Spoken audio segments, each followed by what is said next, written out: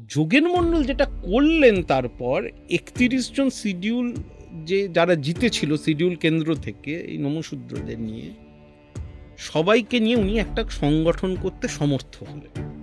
আচ্ছা, এবং উনি যে ন্যারেশনটা তৈরি করলেন যে আমরা হিন্দু না, আমরা হিন্দু না, না মানে নমশূদ্ররা হিন্দু নয়, নমশূদ্র হিন্দু নয়, হিন্দু উচ্চ জাতের দ্বারা আমরা আক্রান্ত যেমন মুসলিমরা আক্রান্ত, অর্থাৎ আমাদের যদি কেউ বন্ধু হয়ে থাকে মুসলিমরা। ইন্টারেস্টিং, তখন একটা নমশূদ্র বিজয় যাত্রা হতো ওখানে বাংলাদেশে, সেখানে একটা গল্পগাছা হতো, পাঠ মানে যাত্রা হতো, গান হতো। সেই গানের বিষয় হতো যে নমশূদ্ররা নাকি মুসলিমদের হাত থেকে হিন্দুদের বাঁচিয়েছিল। যোগেন মণ্ডল বললেন যে না, ওইটাও যদি গান হয় এটাও গান, ওই রকম ঘটনা কোনোদিন ঘটে।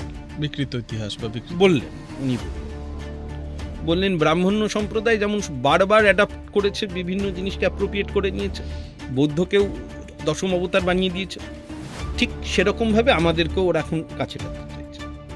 গানের লাইন তৈরি করলেন যে শেখ ও শুদ্দুরের একই দুশ্মন, বামুন কায়েত বৈদ্য উচ্চ হিন্দুগণ। সুতরাং ভয়ঙ্করভাবে এই ন্যারেটিভ উনি বিশ্বাস করতে লাগলেন এবং এই ন্যারেটিভ উনি ছড়াতে লাগলেন।